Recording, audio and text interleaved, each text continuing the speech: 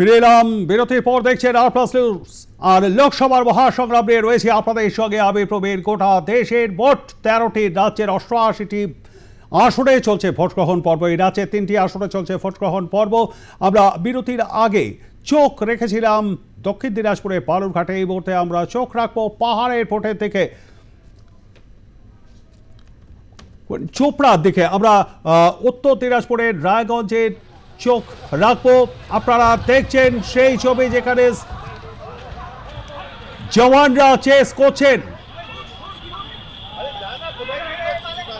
176-177 নম্বর বুথে আমাদের সঙ্গে রয়েছেন আমাদের প্রতিনিধি উৎপল পোদ্দার। উৎপল, যে ছবিটা আমরা দেখতে পাচ্ছি যেখানে জওয়ানরা ছুটে যাচ্ছেন এবং চেস করছেন, ঠিক কি ঘটেছে?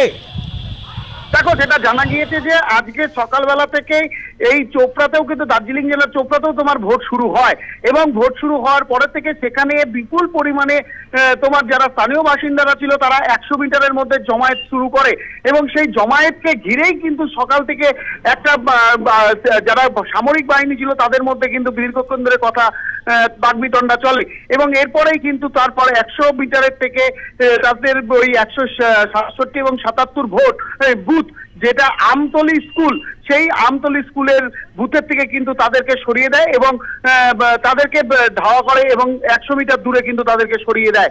এই নিয়ে কিন্তু তোমার ওই চোপড়াতে কিন্তু উত্তেজনার সৃষ্টি হয়।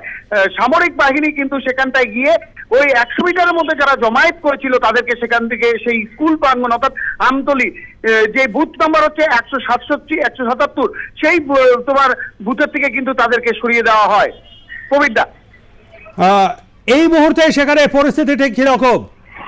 দেখো, যেটা জানতে পেরেছি যে এই মুহূর্তে পরিস্থিতি কিছুটা স্বাভাবিক রয়েছে এবং 100 মিটার দূরে গিয়ে সেই জমায়েত যারা করেছিল সেই বুথের সামনে তাদেরকে কিন্তু সরিয়ে দেওয়া হয়েছে এবং সিআরপিএফ ওখানটায় টহল দিচ্ছে। এর পাশাপাশি তোমার রাজ্য পুলিশও সেখানে ইতিমধ্যেই ফোর্স দিয়ে পৌঁছে যায় এবং সবাইকে সেখান থেকে সরিয়ে দেয়। একই সঙ্গে আমি তোমার কাছ থেকে যেটা জানতে চাইবো, রাজু বিস্তা বিদায়ী সাংসদ এবং দার্জিলিংয়ের এবারেও বিজেপির প্রার্থী, তাকে ঘিরে ধরে বিক্ষোভ, ঠিক এই প্রসঙ্গে কি জানিয়েছেন প্রার্থী?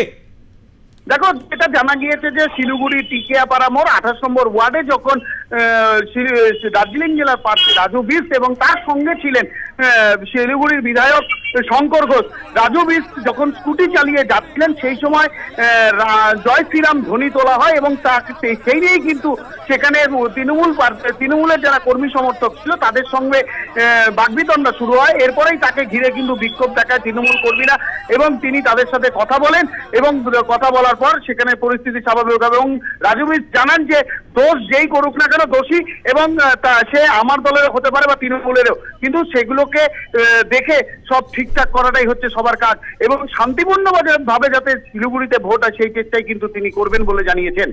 প্রবীরদা, ধন্যবাদ আমাদের সঙ্গে থাকবার জন্য। উৎপল, কথা বলছিলাম আমাদের প্রতিনিধি উৎপল পোদ্দারের সঙ্গে। উত্তর দিনাজপুরের চোপড়া জুড়ে এটি দার্জিলিং কেন্দ্রের অন্তর্গত এই বিধানসভাটি এবং সেখানের যে খবর আপনারা শুনলেন বিস্তারিত।